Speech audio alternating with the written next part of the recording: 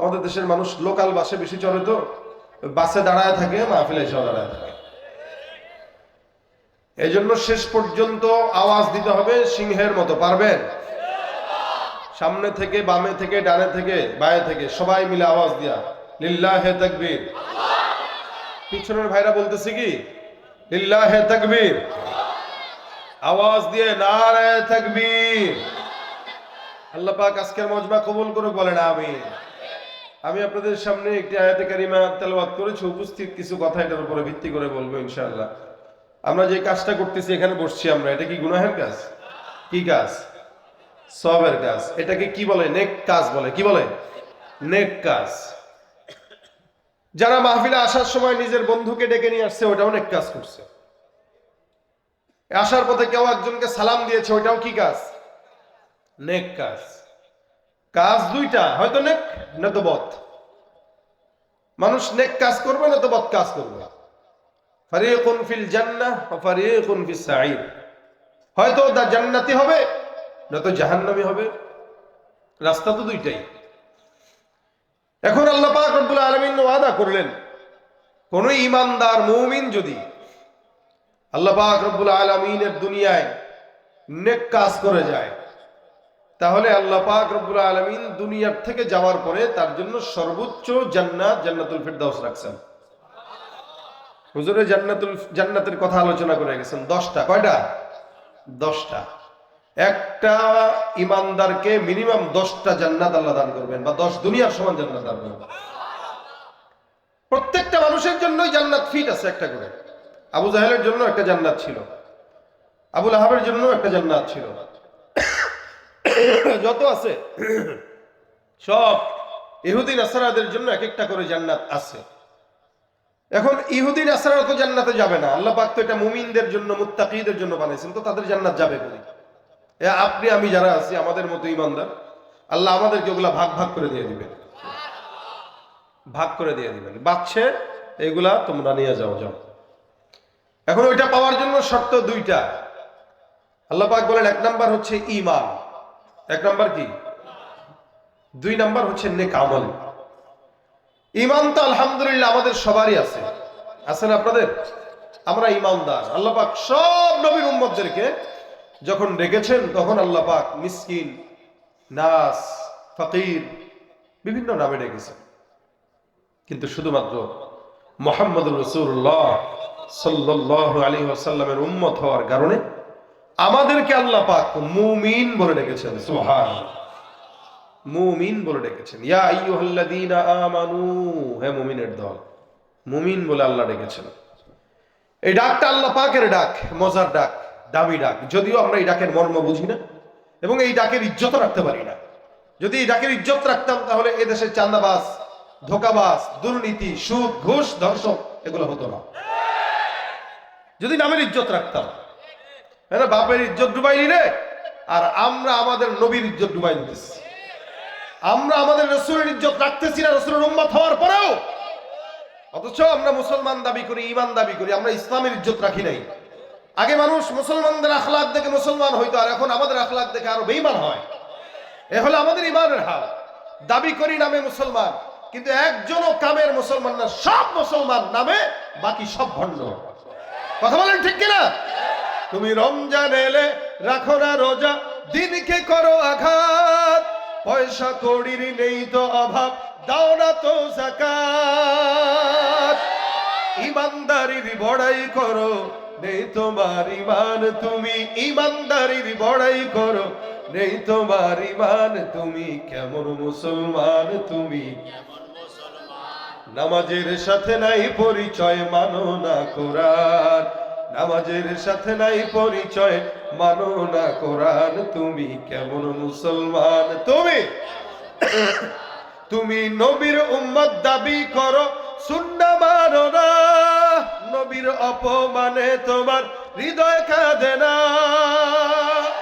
বিজাতীয় সংস্কৃতিতে সপেছো পরাণ, তুমি বিজাতীয় সংস্কৃতিতে সপেছো পরাণ, তুমি কেমন মুসলমান, কেমন মুসলমান, নামাজের সাথে নাই পরিচয়, মানো না কোরআন, তুমি কেমন মুসলমান? ঠিক কিনা?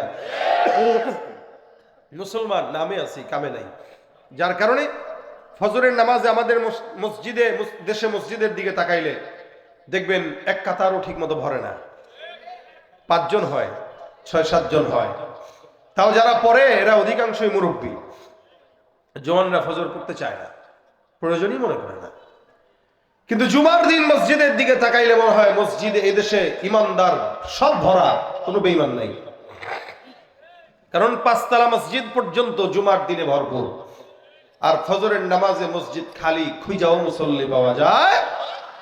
আল্লাহ পাক রব্বুল আলামিন ইমানদার নাম দিলেন, ইমানদারের কাজ করি আমরা? মুখে খালি গালি আর গালি, পিছন থেকে হর্ন দিছে, কেন সাইড দেয় না, বাচ্চা দিয়ে দিছে একটা, খালি গালি। একটু সাইড দেন নাই, দেখবেন চোখ দিয়ে আপনারা গিলে ফেলতেছে, খেয়ে ফেলতেছে, না জানে কি অপরাধ করে ফেলছেন আপনি। এগুলো মানুষের আচরণ না, এগুলো হায়াওয়ান, জানোয়ারের আচরণ। মানুষের আচরণ এমন হইতে পারে না। মানুষের আখলাক তো রাসূল কারীম সাল্লাল্লাহু আলাইহি ওয়াসাল্লামের আখলাক হবে যে তারে কেউ আঘাত দিয়ে চলে যাবে, সে বলবে যাও মাফ করে দিলাম ভাই, সমস্যা নাই, যান। এটা হলো মানুষের আখলাক। আর এই আখলাক দেখেই অসংখ্য কাফের বেঈমানরা ইমানদার হয়েছে, কিন্তু আমাদের আখলাক দেখে ইমানদাররা আরো বেঈমান হয়ে যায়। ভাইরা আমার, এই কারণে 1 নম্বর ইমানদার শর্ত, 2 নম্বর নেককার শর্ত। আল্লাহ পাক বলেন, ইন্নাল্লাযীনা আমানু ওয়া আমিলুস সালিহাত, ইন্নাল্লাযীনা আমানু, যারা ঈমান এনেছে, নিশ্চয়ই যারা ঈমান এনেছে, ওয়া আমিলুস সালিহাত, যারা নেক কাজ করবে। আল্লাহ পাক রব্বুল আলামিন বলেন, যারা ঈমান এনেছে আর নেক কাজ করেছে, এই সমস্ত ঈমানদার নেক কাজ করেনেওয়ালা বান্দার জন্য জান্নাতুল ফিরদাউস আমি আল্লাহ রেখে দিলাম। জান্নাতুল ফিরদাউস আপনাদের কাছে মনে হইতেছে সাধারণ জান্নাত, এটা কোনো সাধারণ জান্নাত নয়। জান্নাতুল ফিরদাউসটা সবচেয়ে আলা মাকামের জান্নাত। এই জান্নাতের মধ্যে আল্লাহ পাক রব্বুল আলামিন যাদেরকে রাখবেন, এই জান্নাতের মধ্যে আমার আল্লাহ পাক রব্বুল আলামিন সব নবীদেরকে রাখবেন। সুবহানাল্লাহ। জান্নাতুল ফিরদাউসের মধ্যে থাকবে কারা? বলেন নবীরা। জান্নাতুল ফিরদাউসের মধ্যে থাকবে কারা? সাহাবা আজমাইনরা। জান্নাতুল ফিরদাউসের মধ্যে থাকবে কারা? শহীদরা। জান্নাতুল ফিরদাউসে থাকবে কারা? আল্লাহওয়ালা বুজুর্গরা। আমার আল্লাহ পাক রব্বুল আলামিন জান্নাতুল ফিরদাউসটা এমন একটা জান্নাত রেখে দিবেন, যেই জান্নাতে আল্লাহ পাক রব্বুল আলামিন সব একদম আলা তবকার ইমানদারদেরকে রাখবে।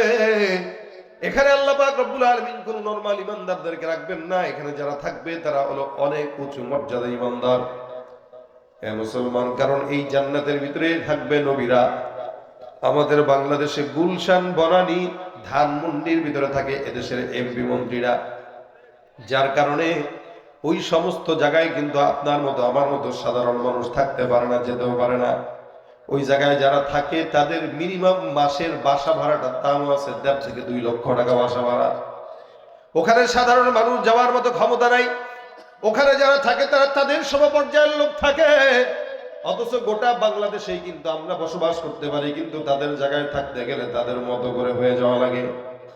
জান্নাত সব ইমানদারদেরকে আল্লাহ পাক রব্বুল আলামিন দান করবে, কিন্তু জান্নাতুল ফিরদাউসে যারা থাকবে তারা হলো নবী, শহীদ, সাহাবী, সালেহিনদের সমপর্যায়ে যারা, অর্থাৎ তাদেরকে যারা মহব্বত করত, ভালোবাসত, তাদের পথে চলত, ওই বান্দাদেরকে আল্লাহ পাক এই সকল নবী সাহাবীদের সঙ্গে জান্নাতুল ফিরদাউস দান করবে। আজকে দুনিয়াতে যারা বিশাল কোটি কোটি টাকা কামায় ধানমন্ডি, গুলশানে থাকে, আল্লাহু আলাম তারা কতটুকু জান্নাতুল ফিরদাউস পাবে সেটা আল্লাহ জানে আর তারা জানে। কিন্তু ইনশাআল্লাহ যারা গার্মেন্টসে চাকরি করে কিন্তু ইমানদার, আল্লাহ নবী বলেন কোনো টেনশনের কারণ নাই। গুলশানে থাকতে পারো নাই, আফসোস নাই। বনানীতে ফ্ল্যাট কিনতে পারো নাই, কোনো আফসোস নাই। তুমি গরিব হওয়ার কারণে আমার আল্লাহ তোমাকে ধনী ব্যক্তিদের 500 বছর আগে জান্নাত দিয়ে দিবে। এটা আল্লাহ পাক রব্বুল আলামিনের ওয়াদা। আল্লাহ পাক গরিবদেরকে ধনীদের আগে আগে জান্নাত দান করবেন। এই জন্য আল্লাহ পাক বলেন, ইমানদার তোমরা আল্লাহ পাক রব্বুল আলামিনের প্রতি ঈমান নিয়ে আসো আর নেক কাজ করো। আরেক জায়গায় আল্লাহ পাক ডাক দেয়া বলেন ওয়াসারিউ ইলা মাগফিরাতিন মির রাব্বিকুম ওয়া জান্নাতিন আরদুহাস সামাওয়াতু ওয়াল আরদ উইদ্দাত লিল মুত্তাকিন। আল্লাহ পাক রব্বুল আলামিন বলেন, তোমরা মুমিনরা যারা আছো, ঈমানদাররা যারা আছো, তোমরা তোমাদের রবের দয়ার পিছনে দৌড়াও। রবের দয়ার পিছনে যদি দৌড়াও, আল্লাহ পাক রব্বুল আলামিন তোমাদের দৌড়ানির কারণে তোমাদেরকে আল্লাহর জান্নাত পর্যন্ত নিয়ে যাবে। আর এমন জান্নাতের পিছনে দৌড়াইবা যেই জান্নাতের প্রশস্ততা হলো আসমান আর জমিনের সমান। وسارعوا إلى مغفرة من ربكم وجنة عرضها السماوات والأرض। আমার আল্লাহ ডাক দেয়া বলে, ওই জান্নাতের প্রশস্ততা আসমান আর জমিনের সমান। এত বিশাল বড় জান্নাত আল্লাহ পাক ঈমানদারদের জন্য রাখবেন যদি ঈমানদাররা নেক কাজ করে। এ মুসলমান, জান্নাতুল ফিরদাউস আল্লাহ পাক রব্বুল আলামিন ঈমানদারদেরকে দিবেন। আর জান্নাতুল ফিরদাউসে যেই সকল ঈমানদাররা যাবে, ওই জান্নাতের ভিতরে বসে বসে স্বয়ং আমার মাওলা আরশ তারা দেখতে পাবে। সুবহানাল্লাহ, আরো জোরে সুবহানাল্লাহ বিহামদিহি সুবহানাল্লাহ। জান্নাতুল ফিরদাউসে বসে বসে আমার আল্লাহর আরশ দেখা যায়। এত বিশাল বড় জান্নাত আল্লাহ শুধু মুমিনদের জন্য রেখেছেন। কেউ যদি একবার পরে মান ক্বালা লা ইলাহা ইল্লাল্লাহ ঈমানান ওয়া ইহতিসাবান দাখালাল জান্নাহ। আল্লাহর নবী সাল্লাল্লাহু আলাইহি ওয়াসাল্লাম বলেন, মান ক্বালা লা ইলাহা ইল্লাল্লাহ দাখালাল জান্নাহ। কেউ যদি একবারও ঈমানের সঙ্গে ইহতিসাবের সঙ্গে কালেমা পাঠ করে, যত গুনাহ হোক না কেন, একদিন না একদিন ওই বান্দা আল্লাহর জান্নাতে ঢুকে যাবে। মুমিন হইছেন তো একদিন একদিন জান্নাতি ইনশাআল্লাহ। আমরা এখানে যারা আছি, আমরা সবাই একদিন একদিন জান্নাতে যাব ইনশাআল্লাহ। ইনশাআল্লাহ। ইচ্ছা আছে, আশা আছে, ভরসা আছে, টেনশনের কোনো কারণ নাই ভাই। গুনাহ আমারও আছে, আপনাদেরও আছে, লেকিন ঈমানদার যেহেতু হয়েছি, আল্লাহকে যেহেতু বিশ্বাস করি, আল্লাহ একদিন জান্নাতে দেবে ইনশাআল্লাহ। হ্যাঁ, এখন কাউকে একটু আগে দিবে, কাউকে একটু পরে দিবে। এখন এই যে আমার সাদা পাঞ্জাবি, এটা ময়লা লাগলে একটু ধোয়া লাগে। আবার যদি এটা আপনি সাদা পাঞ্জাবি যদি ভালো করে রাখতে পারেন, তাহলে সমস্যা নাই, পরা যায়। সৌদি আরবে যারা থাকে, এরা এক পাঞ্জাবি 4, 3, 4, 5 দিন 6 দিন পর্যন্ত পরলেও ময়লা লাগে না। আবহাওয়াটাই অন্যরকম, বাংলাদেশের আবহাওয়া ভিন্ন। এখানে একদিনের বেশি পরা যায় না, ময়লা হয়ে যায়। এখন এই ময়লা পাঞ্জাবিটা বিবির কাছে দিলেন, দেওয়ার পরে বিবি কি করলো? আষাঢ় দিয়া দিয়া ধুইলো। আপনার মায়া লাগলো যে এত দামি কাপড় এরকম আষাঢ় দিচ্ছে। এই আষাঢ় দিস না রে বিবি, গায়ে লাগে। দাম আছে পাঞ্জাবিটার, কত? 5,000 টাকা। আরে আল্লাহ। এখন বিবি মহব্বত কইরা পানির ভিতরে সুবাই রাখা আদর করতেছে। এমনি থাক, মহব্বতের পাঞ্জাবি, আদর টাদর করি। পরের দিন ইস্ত্রি করতে যায়, দেখেন এখানে দাগ, এখানে দাগ, ওখানে ময়লা। হ্যাঁ, কি ব্যাপার? গতকাল তোমাকে ধোয়ার জন্য দিলাম, ধো নাই কেন? ধুইছি না। কই ধুইলা? শুকাইছে তো। ময়লা যে দূর হইল না। আপনি পিটানোর সময় বলতেছেন না পিটায় ধুইতে, তো না পিটায় ধুইলে কি আর পরিষ্কার হয়? ওয়াশিং মেশিনে দিলেও তো এটা ঘুরায়, এমনি ঘুরায় না, ঘুরাইলে কি পরিষ্কার হবে? তা আমরা ঈমানদার, আমাদের এই সাদা ঈমানে অনেক সময় একটু গুনাহের আচর লাগে, দাগ লাগে। আল্লাহ পাক যদিও সাময়িক সময় জাহান্নামে একটু দিবে, হয়তো ওটা আল্লাহ পাকের যদি মন চায় আল্লাহ দিবে। কি বলেন? আল্লাহ পাককে আমাদেরকে মেরে আমাদেরকে আযাব দিয়ে আল্লাহর খুব ভালো লাগবে? আমার তো দিন বলে আল্লাহ পাক আমাদেরকে মাফ করবে ইনশাআল্লাহ। তাই বলে কি গুনাহ করবেন? ইচ্ছাকৃত গুনাহ করা কুফরির আলামত। অনিচ্ছা হয়ে গেলে সেটা ভিন্ন বিষয়। কিন্তু আল্লাহ যেহেতু ঈমানদার বানিয়েছেন, আল্লাহ এই শেষ জামানায় রাত 12টা পর্যন্ত যেহেতু দিনের বয়ান শোনার জন্য বসায় দিয়েছেন, তার মানে আল্লাহ পাক আমাদেরকে মাফও করে দিতে পারেন ইনশাআল্লাহ। তাহলে আল্লাহ আমাদেরকে বসাইতেন না ভাই। কত মানুষ দেখেন না রাস্তায় ঘুরতেছে, গান শুনতেছে, হাঁটতেছে আর করতেছে, কাম নাই, খালি ওয়াজ করে। এত ওয়াজ করে কি হয়েছে দেশে? কেউ কি নামাজি হয়েছে? আছে না অনেকে এমনি বলে। ভাই ওর কথাও বলতেছে, কিন্তু আপনি আমি বসে গেছি। তা আল্লাহ যদি দয়া না করতো এখানে বসাইতেন না তো। আর যেহেতু দয়া করছেন, তার মানে মাফ করে দেবেন ইনশাআল্লাহ। এখন আল্লাহ পাক হয়তো আমাদের এই শরীরের অঙ্গ প্রত্যঙ্গের কিছু কালো দাগ গুনাহের, এটা দূর করার জন্য সাময়িক সময় দিবেন, কিন্তু দূর করার পরে আবার সোজা ঠেলা জান্নাত দিয়ে দিবেন। সুবহানাল্লাহ। হাদিসে কুদসির ভিতরে আল্লাহ পাক রব্বুল আলামিন আমার পয়গম্বর মুহাম্মদুর রাসূলুল্লাহ সাল্লাল্লাহু আলাইহি ওয়াসাল্লামকে জানায় দেয়। ইবনে মাসউদ থেকে বর্ণিত, আবু হুরায়রা থেকে বর্ণিত, অনেক সাহাবা একরাম বর্ণনা করেছেন, বিভিন্ন রকমের বর্ণনা আছে। হাদিসে কুদসিতে আমার আল্লাহ পাক রব্বুল আলামিন বলেন, সর্বশেষ যেই বান্দা গুনাহ করার পরে জান্নাতে যাবে, অর্থাৎ কিছু ইমানদার বান্দা আছে যারা গুনাহ মরার সাথে সাথে আল্লাহর জান্নাতে যাবে, আবার কিছু বান্দা আছে গুনাহ করার কারণে কিছুদিন জাহান্নামে পড়বে। এমন করে যেই বান্দাটা সর্বশেষ জাহান্নাম থেকে জান্নাতে যাবে, ওই বান্দার ঘটনা আল্লাহ পাক রব্বুল আলামিন পয়গম্বর মুহাম্মদুর রাসূলুল্লাহ সাল্লাল্লাহু আলাইহি ওয়াসাল্লামকে শোনায়। আল্লাহ পাক রব্বুল আলামিন বলেন, নবী, এমন একটা ব্যক্তি, যে ব্যক্তিটা জাহান্নামের একদম শেষ পর্যায়ে তলদেশে থাকবে, ওই ব্যক্তিটা জাহান্নামের ভিতরে বসে বসে বলবে, ইয়া হান্নান ইয়া মান্নান ইয়া রহমান ইয়া আল্লাহ। জাহান্নামের ভিতরে বসে বসে মাওলারে ডাকবে, মাওলার প্রেমে কানবে, কান্নাকাটি করবে, জান্নাতে যাওয়ার বায়না করবে। আমার আল্লাহ ডাক দিয়া বলবে, জিবরাইল, এ ফেরেশতারা, কোন বান্দা জাহান্নামের ভিতর থেকে আমি আল্লাহকে ডাক দেয়? আল্লাহ পাক রব্বুল আলামিনের ফেরেশতা বলবে, মালিক, ওই যে বান্দাটা জাহান্নামের ভিতরে বসে বসে তোমার ডাকে। আমার আল্লাহ বলবেন, বান্দা কি চায়?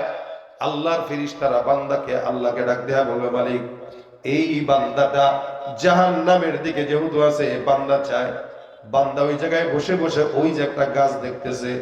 আমার আল্লাহ পাক রব্বুল আলামিনকে বান্দা বলবে, মালিক, ওই যে জাহান্নামের দরজার কিনারে একটা গাছ দেখা যায়, হে আল্লাহ, জাহান্নামের ভিতরে আমারে পুড়াইতে পুড়াইতে পুড়াইতে পুড়াইতে আমার চেহারা ঝলসায় দিছে, আমার সবকিছু পুড়াই দিছে।